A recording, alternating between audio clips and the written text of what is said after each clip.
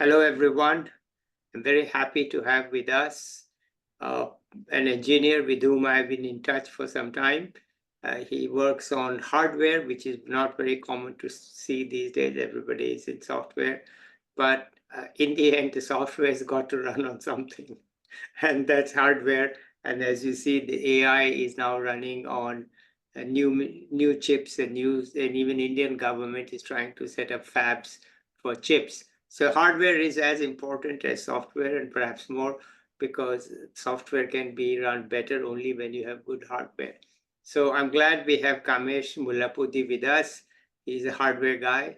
Let's listen to him. Over to you, Kamesh. Oh, thanks, Mathur. Yeah, you've aptly described pretty much what I've been working on is the hardware side of what goes into the cloud. That's been pretty much my portfolio as an engineer, starting out from grad school. But basically, I went to grad school I did my PhD in an area called atomic layer deposition, where we deposit one atom layers at a time with high precision. And these are used for multiple steps in patterning for the silicon wafers that are ultimately diced and go into your chips, into your cell phones and laptops. So that's pretty much, so I basically build mini Manhattans, if you want to summarize my job description aptly. Yeah, but let's hear your Yeah. journey too.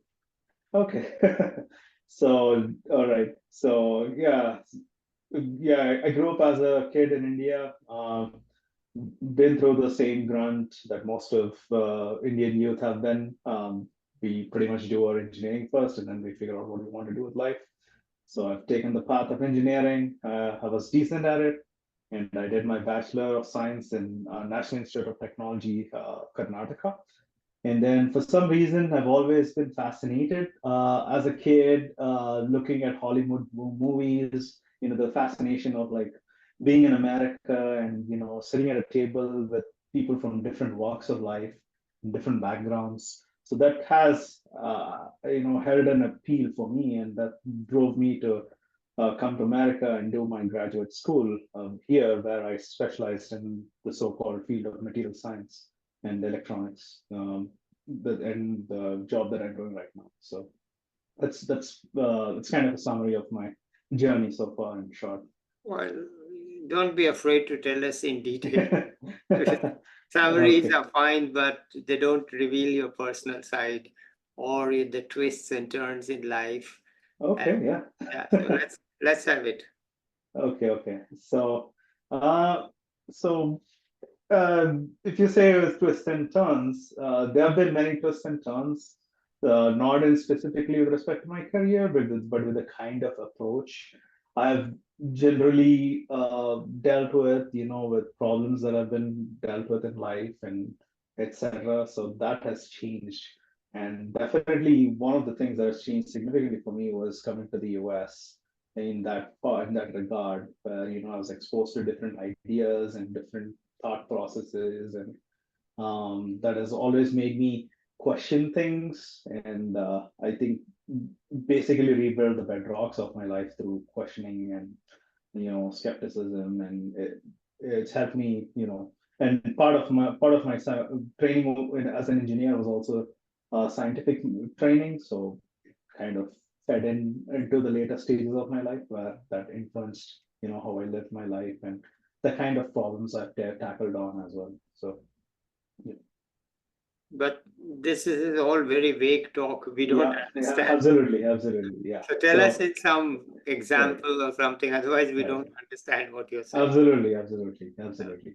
So I think one instance that I found that I was really interested in is the passion of mine that I'm pursuing right now is mountaineering.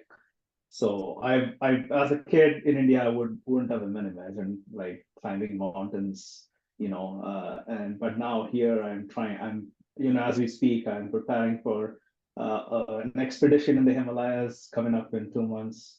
So that's one of the places of my life where being here has influenced, being in the US has influenced. So meet people from different walks of life, try what you enjoy to do, and also face my fears head on. So, um, yeah, it really started out as a pursuit in trying to combat my fears. So I realized that I was afraid of heights. Then I thought, okay, I can either still be afraid of heights 5 years from now, or take on it piece by piece. So I started taking on it piece by piece, and then I kind of got a little better at it, a little better at it. Not to say that I still not afraid of heights, but I can definitely say I'm less afraid now. So that's one thing I do kind of as a hobby, and now more of a it's more of a serious hobby at this point. So I try and make time to go and spend time in the mountains, enjoy nature, and also Is this push. with a group or by yourself? How is it going to happen? So the one in the Himalayas is with a group. So it's with a local Sherpa, and I have a friend joining me from the US as well. It's his first time visiting India. So we will go together, fly to Ladakh, and climb a mountain called Kanyatse. That is around 20,000 feet, and that is just 8,000 feet short of Everest. So it's higher than Everest Base Camp. And thing is, that's the fun part. Like, I've never been at such high altitude before.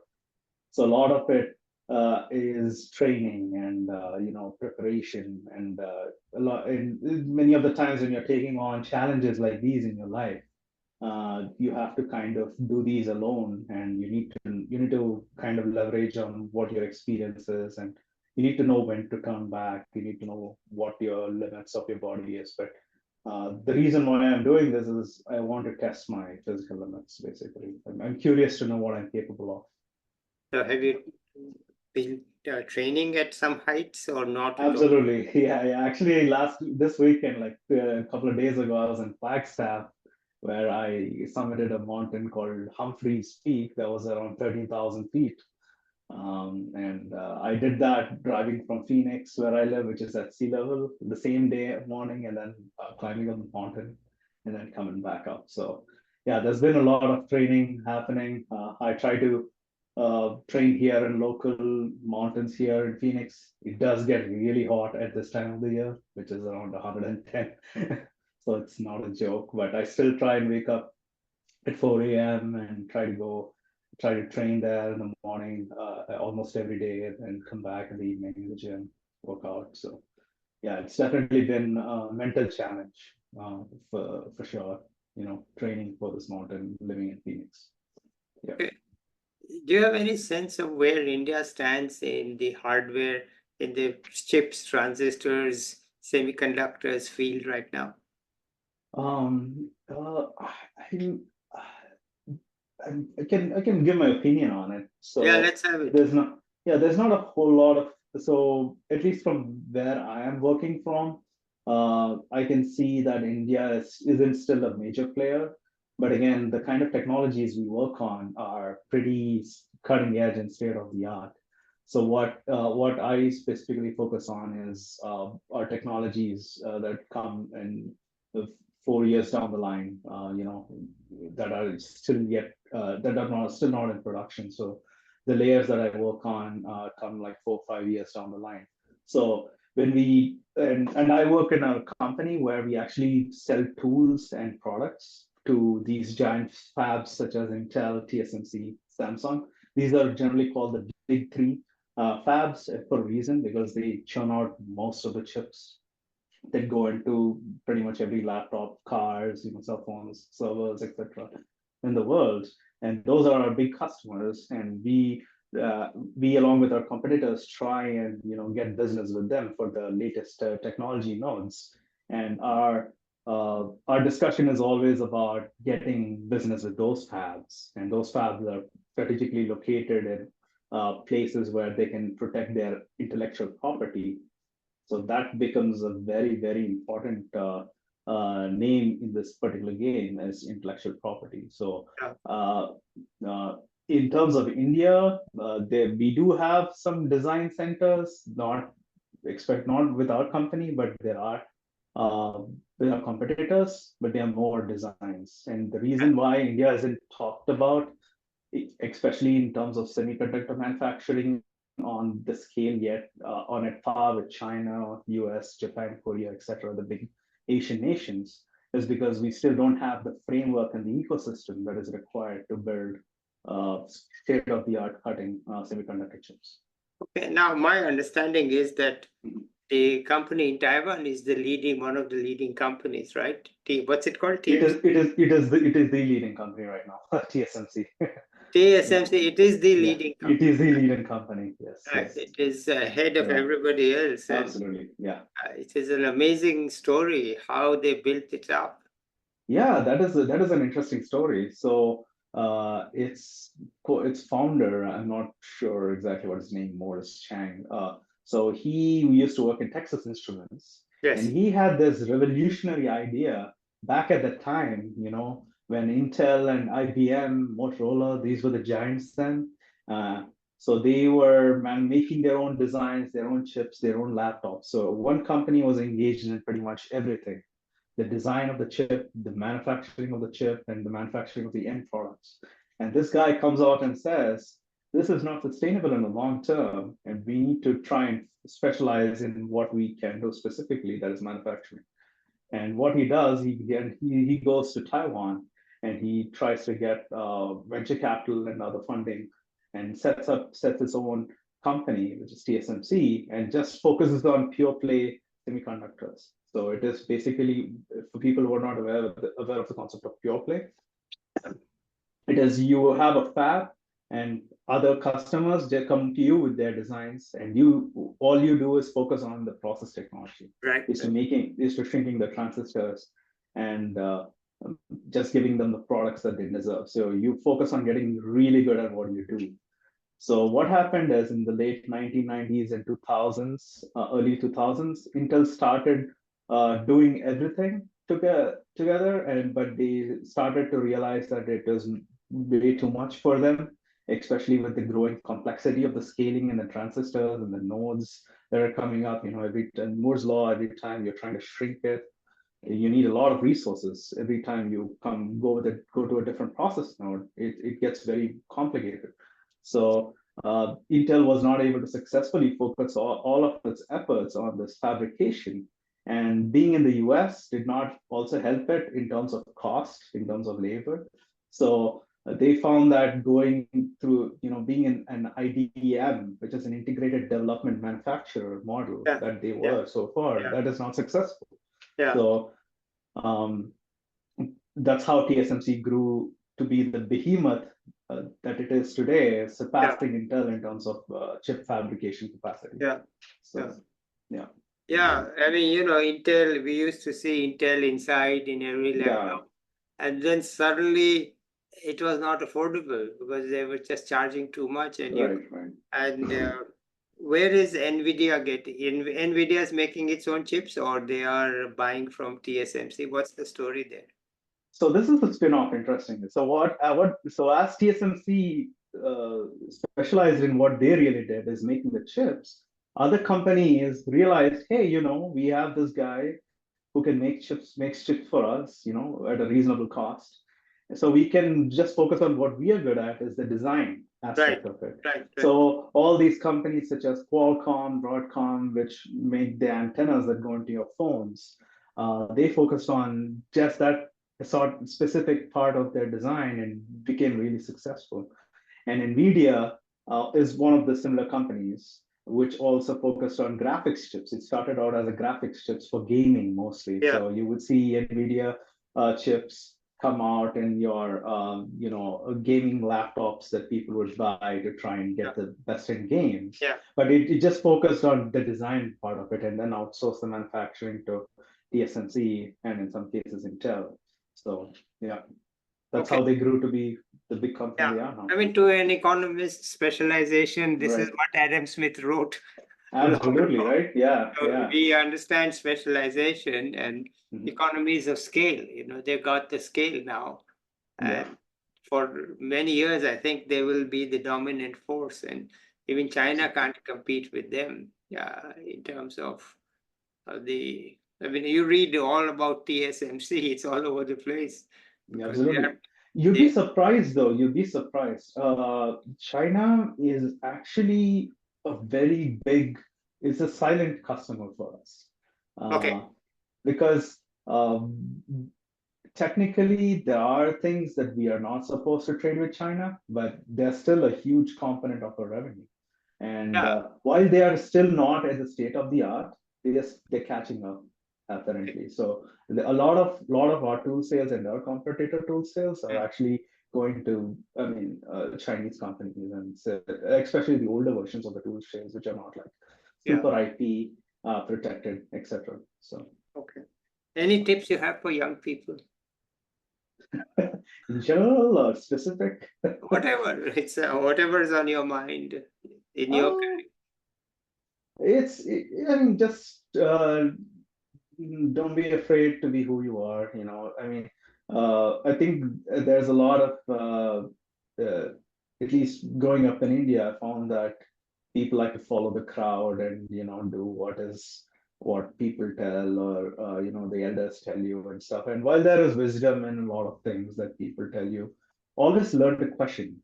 Always question as to, okay, why. If someone tells you, okay, you should do this, question as to why should someone do this. That is, and just sort of curiosity. So try to develop a sense of curiosity as a kid. That's one of the things I had when I was a kid, is I used to ask a lot of questions, and people used to get irritated.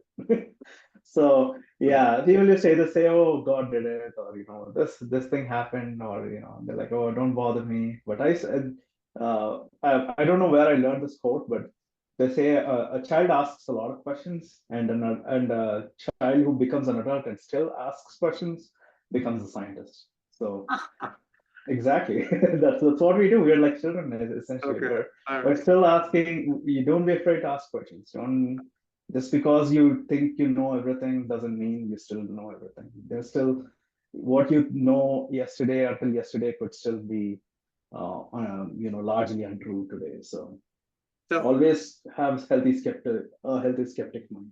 Yeah. any thoughts on for young people hardware versus software? I think that's a very myopic view of looking at things, because everything goes together now. Like when you're like now it's AI, right? Everyone's throwing around Yeah. the word AI, chat GPT and stuff. And while I'm still quite illiterate in that field, I can see the visible influences of AI. When someone comes to me and says, you don't even need to uh, work on this problem, it'll write the email for you, and etc. And I'm like, okay, then at what point do I need to stop thinking? So yeah, hardware also software. Just understand that. Uh, just try to understand why you do what you do, because I think a lot of people go into jobs or careers thinking, okay, we should make some money, or I want to buy this house, I want to buy this car, I want to impress these people, etc. But that doesn't lead to long-term satisfaction. So at any point in your career, always question as to, am I still enjoying what I do, or is it a chore, And if you feel like it's a chore, always try to explore other options. Life is too, especially you still like the jobs that you see 10 years from now don't exist today at all. No. Something like an influencer wouldn't have even made sense if you would have come to me in a time machine in early 2000s and said, oh, hey, there's going to be a social media influencer position with this company, right? But now we have entire social media wings that corporate companies like hire. That is unthinkable. So don't restrict yourself to a certain job or a role.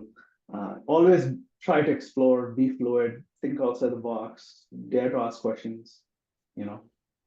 Yeah. If you had asked me 5 years ago, Subodh, will you float a YouTube channel for young people? Exactly, right. Yeah. I would have said, No way. I don't even see YouTube. What the hell? Yeah. What is YouTube? What is, No, I know yeah, what is what, YouTube, but I don't yeah, see it. And yeah, I yeah, certainly don't know what a YouTube channel is. I've yeah, heard that some people, some things go viral, and I don't watch them because I'm not interested. But certainly I yeah, couldn't have said that, look, this is my plan. 5 years from now, I will launch a YouTube channel for young people, and it will have yeah, these characteristics. The probability of saying that statement is zero. Yeah. 4 years ago, I couldn't have said it. 3 years ago, I couldn't have said it. But then, the circumstances change, life changes, and suddenly things happen. So keep, Yeah. all right. So anything else you want to add here? No, just kind of, have, I think what you're doing through this channel is amazing. Kind of connecting with a lot of young people all over India. I've had a chance to watch a few videos and I found it really inspiring, especially talking to youth and youngsters from all around India and with different backgrounds and with not just restricted to a certain field. And, that is really good, in order to gain perspective. And brush aside some stereotypes of Indian youth that are usually prevailing in the larger society. So that what you're doing Well, is commendable. So it yeah, turns out that it's also useful that's why I asked you, for young people, because they are confused and there's nobody to guide them. absolutely. Yeah. So, if there's somebody to guide them, it's the seniors in their Mhm. school or college, or their professors or their friends and parents. That's a small circle. With this, the channel is such that you can, if you are in Chennai, you can hear what people in Delhi are doing, Mhm. which you won't be able to do through your normal contact. So I didn't plan that, Yeah. but I never plan anything anyway. So And yeah, I think the best things in life happen without a plan. yeah, That's my story. that's Yeah. that's my story. What the heck? Absolutely. Yeah, Why exactly. What should the heck? why should I be a prisoner of my yesterday's thinking? Absolutely. Yeah, that is Right? true. That's You true. need Yeah. to think of today and tomorrow, Hmm. and why Hmm. be tied down to what you thought of yesterday? Anyway, Absolutely. it's good to talk to you, Kamesh. It's really been it's been a pleasure to be with you on LinkedIn for some time. I'm glad we saw each other face to face, and let's Absolutely. talk a little bit offline. But for the moment, uh, let me say bye to the viewers. I'll be back with another young person or an expert soon. Bye till then. Bye, everybody.